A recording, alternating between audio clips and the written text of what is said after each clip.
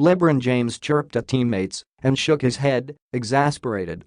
He furrowed his distinctive brow and heaved sighs to the heavens. He dribbled the ball out of bounds more than once, finishing with 6 turnovers.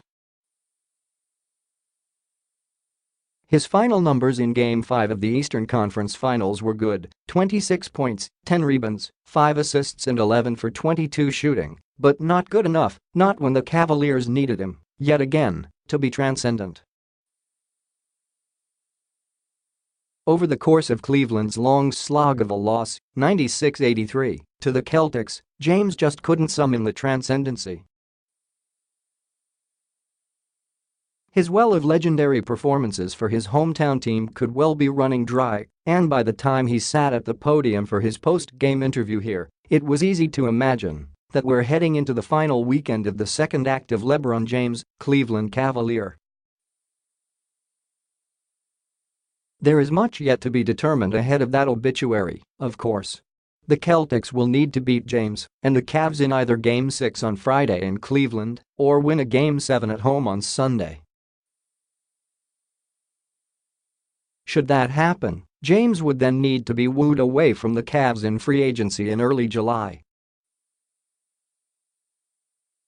Any observer of James' past free agent excursions knows that will be a drawn-out frenzy of rumor and drummed-up drama, and in the end, James could wind up back in Cleveland with a new contract. But there has not been much in this series that makes the Cavaliers look like the kind of team to which James, who turns 34 in December, would want to hitch his wagon as he gallops into the NBA sunset. It could be here, in the next few days, that James' remarkable streak of 7 straight NBA Finals appearances comes crashing down. "I've never went to any season saying, okay, let's have a finals streak," James said. "It's just all about just win every game, and it should put us in position to play for a championship. I've been in championship mode since probably '09. We weren't able to get there then. Obviously I made the move to Miami. I was able to go there 4 straight. And 3 straight since I've been back here. It just happens because I've been able to play with some great players, play with some great teammates, coaching staffs that have been able to put us in position to go to the finals." On Wednesday, the players were not so great. His team shot 41.9% from the field and 26.5% from the three-point line. That was including James' solid night. The players around James shot 20 for 52, or 38.5% from the field. The backcourt of George Hill and J.R. Smith was 2 for 11 for 9 points combined. Coach Tyronn Lue, who has not been able to see past Kyle Korver's defensive liabilities, played Korver just 18-37 on a night in which his team mustered 83 points. The guys the Cavs brought in at the trade deadline besides Hill, the 3 20-somethings who were supposed to be part of a younger rebuilt foundation for the future, didn't do much to impact the game. Larry Nance Jr. played 17 good minutes, but took 1 shot and scored 2 points. Jordan Clarkson was 3 for 10 from the field for 8 points. Rodney Hood was scraped off the bench only for 3 minutes of garbage time action. He submitted to participating when Lue called on him this time. The extent to which those players figure into the Cavs' long-term plans can be argued. But in the short term, they were mostly terrible. When we're playing fast, playing with pace and taking care of the basketball, those guys benefit, Lue said. We didn't do that tonight. We really didn't move bodies.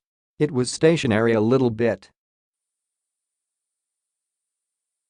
We've just got to look at the tape. We've got to be better, which I know we will in Game 6, going back home. But we've just got to show some grit, some toughness, mentally and physically, being tougher. It would be up to James in Game 5, and he showed that he has his limitations. He is 33 and, hard though it may be to believe sometimes, is subject to aging. He played 3,026 regular season minutes this year, the most he's played since 2011, when he was 26. He has played 648 playoff minutes, most in the league, giving him the most combined regular season playoff minutes he's played in his career since 2012-13, when he was 28. Who's going to be able to come up with supernatural output in late May with that kind of wear and tear? Not James, not on this night. He looked a little tired to me, yes, Lou said of James. James shrugged that off. I had my moments, he said. But I think everybody at this point is tired or worn down, or whatever the case may be. Still trying to make plays to help our team win, put us in position to win. We had moments. We had an opportunity, but we didn't make enough plays. So we go into Friday's Game 6 of this series with the surprising young Celtics. 20-year-old Jason Tatum started on Wednesday with 24 points, on the verge of putting an end to this trying season for James, sending him and the Cavs franchise into the uncertainty of free agency.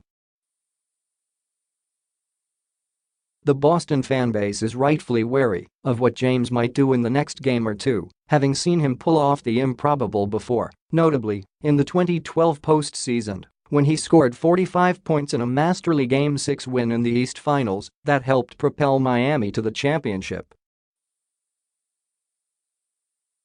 But the Cavs have a woefully thin and unpredictable roster. They ask a lot of James at all times and too much of him at others. It's taken its toll on him, as was clear in Game 5. On the brink of elimination that could cost them the series.